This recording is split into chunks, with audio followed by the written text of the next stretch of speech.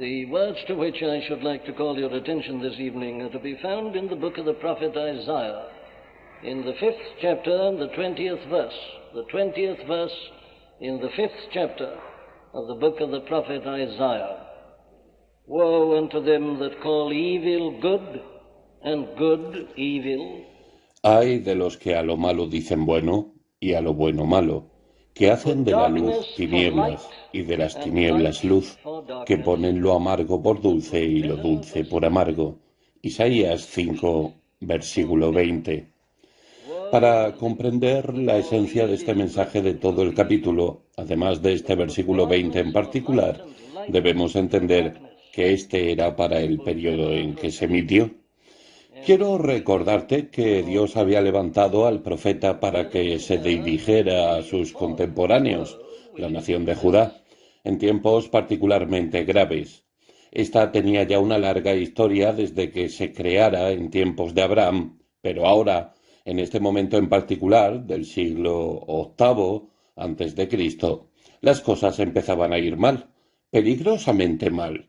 La nación estaba a las puertas de la catástrofe, y ahora Dios había levantado a un profeta para advertir al pueblo diciéndole que, si no se arrepentía y se volvía a Dios, no le quedaba más que la destrucción. Pero, tal como hemos visto, vivimos en una época y en una generación que, desgraciadamente, se corresponde punto por punto con la que se describe aquí. Más aún, de acuerdo con la enseñanza de la Biblia, desde que cayeron y desobedecieron a Dios, los hombres y las mujeres siempre han sido pecadores en todas las épocas y en todas las generaciones. Pero, y este es el principio, hay épocas y tiempos en que son inusitada y excepcionalmente pecadores, o cuando, por expresarlo de otra forma, su pecaminosidad se hace particularmente manifiesta.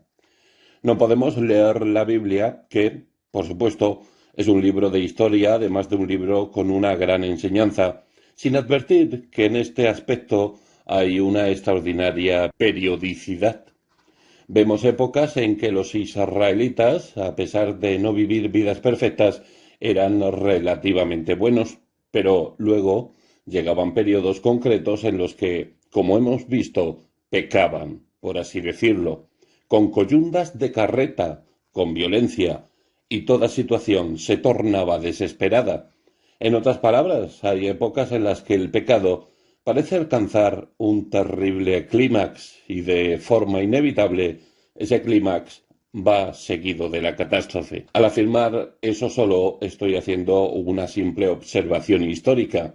Al leer tanto el Antiguo como el Nuevo Testamento, observamos esta especie de gráfico ondulante en la historia de la humanidad y vemos exactamente lo mismo al estudiar la historia posterior de la raza humana. Tomemos, por ejemplo, el testimonio que nos da la Biblia de la destrucción del mundo en el diluvio. Esto es lo que nos dice. Caín, el hijo de Adán y Eva, comenzó a pecar. Sus descendientes siguieron el mismo camino y así el pecado empezó a aumentar. Llegó a un punto en el que era tan terrible que Dios se dirigió a la raza humana y dijo: «No contenderá mi espíritu con el hombre para siempre». Génesis capítulo 6, versículo 3. Levantó, pues, a un hombre llamado Noé para que advirtiera al género humano anunciándole que, si no se arrepentía, su mundo sería destruido. Esa generación fue una de aquellas en las que el género humano pecó con todas sus fuerzas y desafió a Dios con inusitada arrogancia. Y entonces llegó la catástrofe del diluvio. Hallamos otro ejemplo de esto en relación con la Torre de Babel. Allí el pecado del hombre alcanzó de nuevo tales cotas que Dios, por así decirlo, descendió y confundió su lenguaje, destruyendo la torre que intentaban erigir, lo que volvió a llevarlos a una situación desastrosa. Y aquí, en el pasaje que estamos considerando del libro del profeta Isaías, tenemos otro destacado ejemplo de lo mismo. Vemos a Judá pecando de la forma que nos describe Isaías, de camino a la explosión final, y nuevamente llegó la catástrofe. Se levantaron los caldeos, los babilonios, y tras reunir un ejército vinieron y saquearon la ciudad de Jerusalén, llevándose cautiva la mayor parte de los judíos hasta la tierra de Babilonia. Esta terrible forma de pecar, este terrible periodo de pecado, condujo nuevamente a la catástrofe. Vemos exactamente lo mismo en los tiempos de nuestro Señor y Salvador. Los judíos volvieron a pecar de esa manera excepcional. A pesar de las advertencias de Juan el Bautista, a pesar de las advertencias del mismísimo Hijo de Dios, no quisieron escuchar. A pesar de la posterior predicación de los apóstoles, siguieron en las profundidades del pecado y eso llevó nuevamente al mismo resultado. En el año 70 después de Cristo, el ejército romano rodeó la ciudad de Jerusalén, la conquistó y la saqueó sin dejar piedra sobre piedra, y la nación judía fue dispersada entre las demás naciones del mundo. Estos son ejemplos de este principio que la Biblia nos enseña con tanta claridad, que si bien los hombres y las mujeres son siempre pecadores, hay épocas en las que el pecado, por así decirlo, se supera a sí mismo, se desata, y las personas pecan de forma tan extrema, desafiando a Dios con una arrogancia blasfema que lleva a un periodo de horror casi indescriptible. La Biblia nos enseña que en tales épocas Dios retira su poder de contención y permite que los seres humanos se exacerben en su iniquidad, visitándoles entonces con el castigo en forma de algún terrible desastre, pero jamás lo hace sin advertencias previas. Siempre envía a sus profetas, sus mensajeros, para hablar al pueblo individual y colectivamente. En esos momentos no hay nada que destaque más en el comportamiento pecaminoso de la raza humana que el elemento tratado en este versículo que estamos considerando. Esto es la perversión moral. Ay de los que a lo malo dicen bueno y a lo bueno malo, que hacen de la luz tinieblas y de las tinieblas luz, que ponen lo amargo por dulce y lo dulce por amargo. En todos estos periodos de la historia del género humano, cuando el pecado lleva a perder la cabeza, esta es de forma invariable la característica más destacada, y reclamo atención a este respecto porque, por desgracia, es el elemento más destacado en la vida del mundo hoy en día. A la luz de todo esto que tan claramente queda demostrado en la historia, ¿hay algo que exija ser considerado de manera más apremiante? ¿Puede importar algo más que esto? En comparación con esto, ¿qué valor puede tener la mayor conferencia de estadistas del mundo entero? Si esto es cierto, nos encontramos en una situación desesperada. Si la ley de la historia es cierta, a menos que nos arrepintamos y nos volvamos a Dios, solo puede haber un final, la catástrofe. Consideremos, pues, la enseñanza de las Escrituras con respecto a esta cuestión. En primer lugar, debemos considerar las características de esta situación. El principio siempre es el mismo, pero deseo presentarlo especialmente en su manifestación moderna. Ahora bien, el pecado siempre es pecado, pero existen diversos grados. Se puede manifestar de diversas formas y con distintos disfraces. A veces, los hombres y las mujeres pecan y se avergüenzan de ello. Se trata de la naturaleza pecaminosa, pero además, como ya hemos visto en anteriores estudios, hay otras ocasiones en las que personas ya no sienten vergüenza. Pecan abiertamente, están orgullosos de ello y hasta se jactan. Eso es distinto, ¿no es cierto? Pero hay algo que va más lejos aún. En ocasiones las personas no parecen tener ningún sentido moral en absoluto, y esto no solo es cierto en general, sino también de los individuos. Todos hemos conocido a individuos que pecan y se avergüenzan de ello. Espero que esa vergüenza esté presente en todos nosotros. También hemos conocido a otros que pecan sin avergonzarse. Y quizá hayamos conocido a individuos que parecen haber perdido todo sentido moral, que no parecen distinguir la diferencia entre lo correcto y lo incorrecto. Son amorales, sin moral. Pero existe algo peor aún. Lo que se describe en este versículo, esto es la naturaleza pervertida, porque ser un pervertido es peor que ser amoral. Ser amoral es ser negativo en todo caso, pero estos han superado la amoralidad hasta llegar a una situación en la que invierten la moralidad y hacen de lo bueno malo y de lo malo bueno, de las tinieblas luz y de la luz tinieblas, de lo amargo dulce y de lo dulce amargo. Este es un estado en el que han trastocado todos los patrones.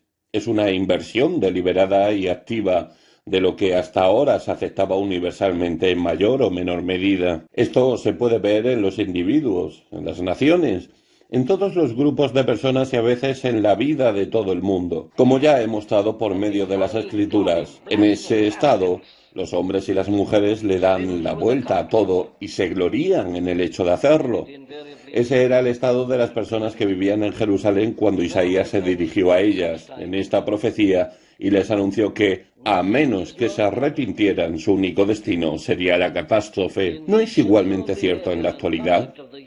¿No es esa una de las características más obvias de estos años en los que nos ha tocado vivir? ¿No es la característica más destacada e importante de nuestra época este elemento de perversión? Esta inversión de todo lo que por lo general siempre se había aceptado y reconocido. Se pueden dar ejemplos de ello en todos los campos. Es un estado sumamente extendido.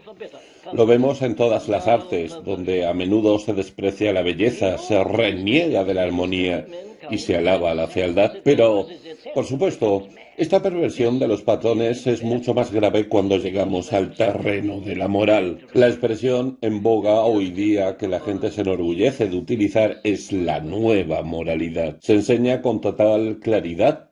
En diciembre de 1962, el profesor Carters fue el elegido para pronunciar las famosas conferencias de Reid, en las que atacó sin tapujos la moral tradicional y propuso lo que se ha dado en llamar una nueva moralidad, defendiendo la experiencia de la relación sexual antes del matrimonio, así como de las relaciones extramatrimoniales. Y no solo es el profesor Carters, también hay otros que no dudan en escribir libros y artículos y en salir en los programas de televisión introduciendo esta nueva moralidad que nos dice que lo que hasta ahora se consideraba pecaminoso no lo es. De hecho, postulan que es una equivocación condenar estas cosas, porque son formas de expresarse. Nos enfrentamos pues a un ataque no solo a la religión, sino a la moralidad en su conjunto, y el ataque es descarado y diario. De hecho, llega más lejos aún. Están los que llegan a atacar la mente del hombre.